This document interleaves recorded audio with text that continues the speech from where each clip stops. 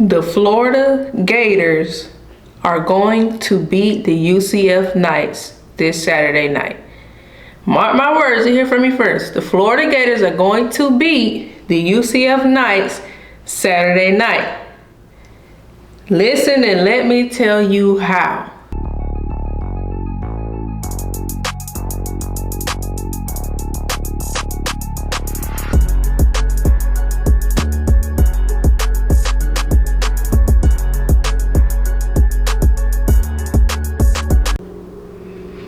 Hello everyone and welcome into the All Things Life and Sports podcast with Kylan Thomas. That's me, I'm your host, Kylan Thomas. Let's get into it. I don't even want to spend too much time on the Jaguars. Quarter pole of the season, we 4 games in, 0-4, it is what it is. I don't know what else to say. I'm not going to keep putting my energy towards that. But in saying that, I do think we are going to destroy the Indianapolis Colts on Sunday. Reports just came out that Jonathan Taylor is out. You got Anthony Richardson's hurt. Ooh, shocking. It's almost like I said that in the preview of the season. But he hurt, so he may play, but how much is he going to run? How much is he going to be able to use his athleticism and give him the injury he just sustained on the previous week? So I do think we're going to destroy the Colts. And looking at our next, 4 games, those are all winnable games. But I'm not putting too much stock into them. I do think we're going to win this Sunday, though. But let's preview my Gators, a team that actually has some wins on the season. We gonna preview the Gators versus UCF. Now, UCF just got absolutely destroyed by Colorado. They look beatable. Shador had a stat line of 28-35, 290 yards, 3 touchdowns, 1 interception. They beat UCF 48-21. Now, for a team that a lot of people say Colorado is not supposed to be of that level, for them to beat a team in UCF in that fashion, in UCF, not in Colorado, they in Florida, traveling them coming home. It calls for some pause because according to some, Colorado is not supposed to be this team to destroy a team in UCF like that. So you had a team that led the league in rushing. Harvey only went 16 carries, 77 yards. KJ Jefferson had 20 carries, 76 yards. Now, how the quarterback got more carries than your running back? That's not sustainable. That's not gonna win you no games. Obviously, clearly, KJ Jefferson was missing guys wide open. So long as we keep him contained, keep pressure on him, make him uncomfortable. Defense, Gator defense. I know y'all suck. Literally, almost a lot of you. I'm not even going to put sucking on a lot of games on our defense, because our offense does not help our defense at all. But when we need a stop, when we need y'all to not have a blown coverage, that's when y'all falter.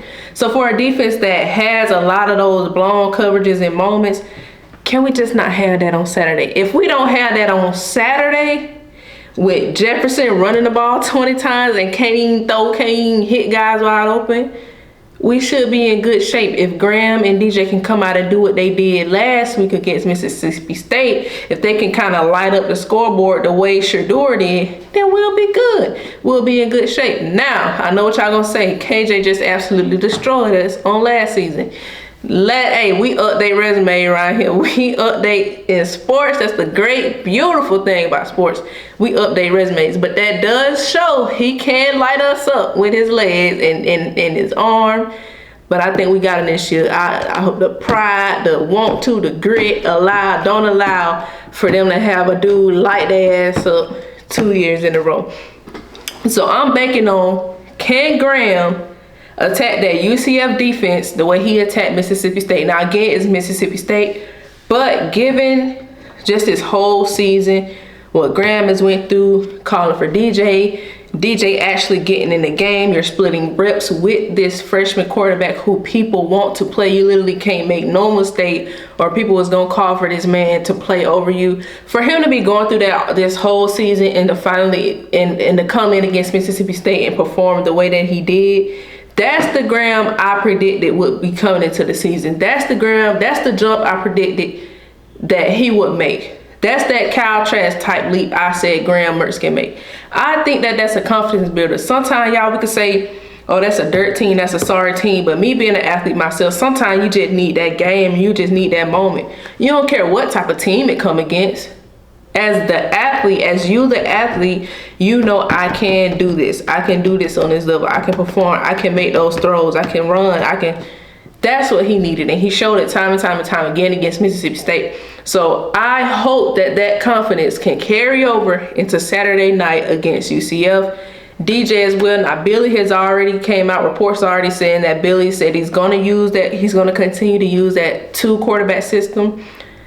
It depends on how he's going to use it. If he's going to continue doing that, coming into the game every third snap, no, do not do that. Billy, I said it since game 1. Do the packages. It's nothing wrong with the 2 QB system, but do the packages. DJ don't need to come in every third, 6th, 9th snap. That's not how you do that. Have him in sparingly to kind of throw the defense off guard. You know what I'm saying? Not know, okay, the other team know, okay, on the 3rd position, DJ coming in. On the 6th position, DJ coming in. On the 9th, no, that's not how you do that. So if you're going to use the 2 QB system, use it that way. Also, our defense, we're going to have to still stop the run game of UCF. Now, they were ranked. If you look at it, they were the #1 team in rushing. But I say, no, let me do a deep dive. Their previous games were against Sam Houston, New Hampshire, TCU. They ain't played nobody. I mean, who have they played? Against New Hampshire, Harvey went for 11 carries, 142 yards, and 2 touchdowns. That's not gonna be an everyday typical thing to expect. Now, the way them running backs ran against us, Mississippi State, he can do that against us. We won't get our mind right, but I think we're gonna get our mind right. But against Sam Houston, Harvey, 19 carries, 126 yards, 4 touchdowns. And Sam Houston's quarterback that game went 9-13, 82 yards, 2 touchdowns. They had another dude come in behind him. I think he had an interception as well. So when you really dive into their run game, the top rushing attack, they hadn't played nobody. I can give them TCU. TCU, he went 29, 182 touchdowns. I give them that game. But other than that, New Hampshire, Sam Houston, I mean, can we really put stock into that after we just saw against Colorado, a reputable team? Even some of y'all may say they're not a playoff team, they're not this, not that. They're still a reputable team. Colorado's still 4-1. Colorado is going to a bowl game. I guarantee you. They only need 3 more wins. They're going to pull 3 wins out of their schedule coming up, bro. So Gators just gotta hold that run down. But Graham and that offense got to cook. Shador's numbers was 28 of 35, 290 yards, 3 touchdowns, 1 interception. KJ Jefferson also gave the ball up. So defense, you gotta pressure him. Offense at the same time, though, y'all still gotta do y'all part. Now, to round it off with our NFL topic of the week, of course, we all know, we all talked about it. Davante Adams trade destinations. What's the best spots, worst spots for Davante Adams to land? There's teams have been in the mix: New Orleans, the Cowboys, the Jets, Steelers, Chargers, Ravens, Bills, Chiefs, Commanders, Rams, pretty much every team out there, it seems like. But out of those teams, I had the best places. I have my top 3. And think about it, all of these teams will be good destinations, obviously, for Davante Adams to go. Jets, Steelers, Ravens, Bills, Chiefs. But when you look at it, and I've had a lot of y'all comment on my post, the Raiders are not going to trade him to an in-division rival in the Chiefs. And that's a great point. And that's something I ain't even think about. You don't think about it because the Chiefs just run that division. So it's like, no matter if y'all trade them to us or not, the Chiefs are going to win that division. Nobody is doing anything in that division no time soon, I feel like. I feel like if anybody, the Chargers can run and make something happen in that division, not the Raiders. So is it one of those, we know we ain't doing shit no time soon, we can send them over there, or that's gonna be more problems we got to deal with in order to beat them? So why send him to a division rival unless a third team come in and just sweep their feet, unless the Chiefs can offer them something that they just cannot refuse? That is a great point. We can't expect the Raiders to trade Davante to a team in the division. So that goes along with the Chargers, even though I think Davante would be a great addition for Justin Herbert and Jim Harbaugh. We see what Stephon did for Josh Allen when he came in. So I think he would be a great addition. But again, the same thing. And those teams are more so equal to each other than they are to the Chiefs. So same thing. Are they going to trade him to a team in their division? So that kind of knocks those two teams off. The Jets, Aaron Rodgers has not looked good. I love Aaron Rodgers. I'm a big Aaron Rodgers fan, but y'all just put up 9 points against the Broncos. Garrett Wilson has not gotten going. So I said, well, maybe pairing Davante with the wide receiver, a young wide receiver, and Garrett Wilson, who had an okay season last year, has not gotten it going this year. With pairing a veteran wide receiver who's most likely going to get most of the attention, get Garrett Wilson going. That way both of them can cook, because then he get going, you got to get him some attention. You can't put all on one because you got to watch out for the other. But does Davante want to go somewhere where he know he'll get the ball, he know he going to be the number one guy? I think he can still be that with the Jets. I think the Jets are high on that list. Cowboys might as well cancel them out because Jerry is not making no trade. Jerry's not doing that. We know that time again. Jerry. We know what's up with Jerry Jones. I mean, the man flying in helicopters during practice. He ain't serious. He ain't on no type of real time for real. Jerry probably don't need no trade situation going on. And you got the Steelers. I think it's the same thing. I don't think Davante need to go to no team with no young quarterback, no rookie quarterback, no team trying to figure it out. I think he needs to go to a team that has a legitimate shot of winning a Super Bowl. That is a top tier team that can win a Super Bowl. I would love to see him with the Commanders and Jayden Daniels. We see Jayden Daniels balling, but at this point in his career, I don't want to see Davante with no rookie, no young quarterback. I'm sorry, I no. He passed that figuring out stage of his career. So you got then the Commanders. They already got Terry McLaurin. Cowboys already got CeeDee Lamb. Jets, I'm not gonna put Garrett Wilson on the level of Terry, CD. I'm not gonna put him on that level, but still, I think that'll be a better fit though. Then you got the Steelers. The Steelers ain't even got George Pickens going. So what make us think they finna get Davante Adams on top of George Pickens going? I mean, they did just lose Deontay Johnson, but Steelers, Justin Fields, again, another quarterback trying to figure it out. They really rely heavily on that defense. Justin, he's gonna run the ball. He had 2 rushing touchdowns last week, but again, is that the type of team that Davante wants to go to? Then you got the Chargers. Again, I stated Chargers, Raiders. Chargers, that's pretty much out. Chiefs, that's pretty much out. Same division. So then that leads us to New Orleans, Bills, and the Ravens. New Orleans, same thing. You got Derek Carr. You got Chris Olave already there. I think Derrick Henry could go well with the Saints. I really do. I really think he'll be playing with a quarterback in Carr who he went over to the Raiders to play with anyway. So he'll get to play with the quarterback he wanted to play with. But then with the Saints, you already got Alvin Kamara. You already got Olave. So where does that, if Davante comes in, is he going to get more targets than Olave? Where is they going to leave Olave? You got Kamara runs the ball. Kamara also likes to catch the ball out of the backfield. So it's just a lot of pieces. I think, me personally, the Bills would be the best team for Davante Adams. You got Josh Allen. We see how he's looked.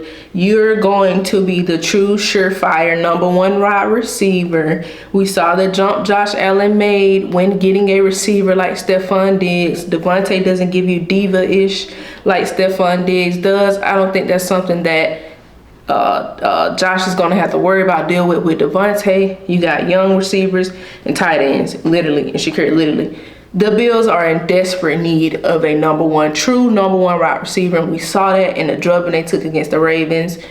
At some point in time, when you're going against these top teams, when you're going into the playoffs, into these runs, you're going to need a surefire number one top wide receiver. I think the better place for Davante is the Bills.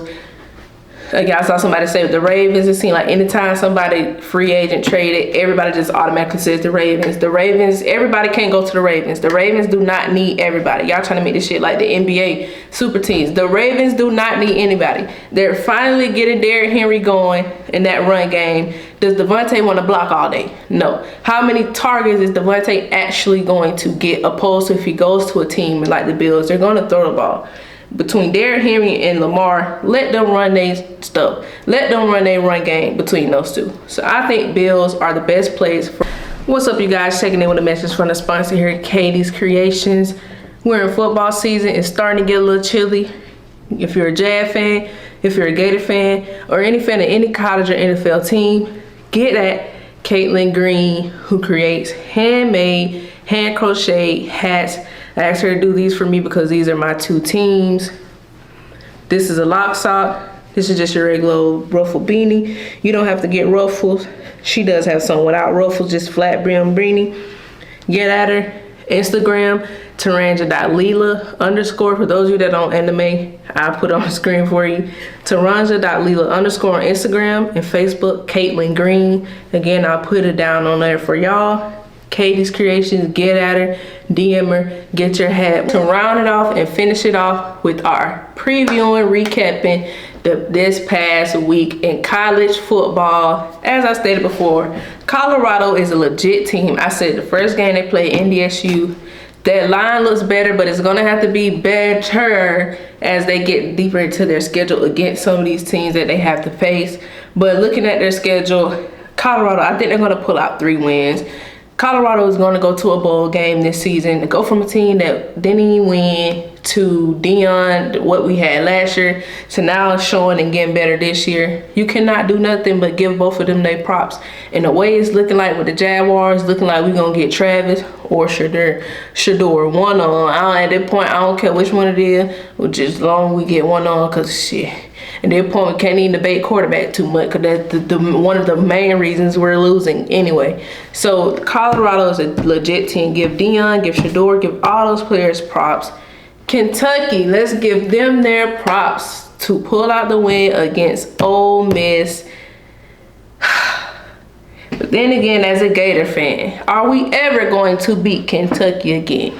They only lost by 1 to Georgia, beat Ole Miss, both of which are top-ranked teams. So that just let me know we probably ain't beating Kentucky this year. I'm not even gonna lie to you. We is probably not beating Kentucky this year. And also, Gator fans, for those of y'all out there hammering for Lane Kiffin, do you still want Lane?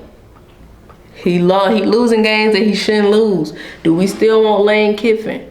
Now, granted, he doing a lot better than what we had, but the standard, the Gator standard, we playoffs. And now it's 12 team, we playoffs. But with the 12 team playoffs, and Lane Kiffin, I think Lane can have us in the 12 team. This ain't 14 no more. See, I told y'all at the beginning of the season, this ain't the 14 no more. It's the 12 team. Lane Kiffin is going to have us consistently in the playoffs. And that's better than where we have been since Kyle Trask and them and before that. So I don't think that changed nothing as far as Gators wanting Lane Kiffin. He's even trolling and liking tweets, sharing Gator tweets.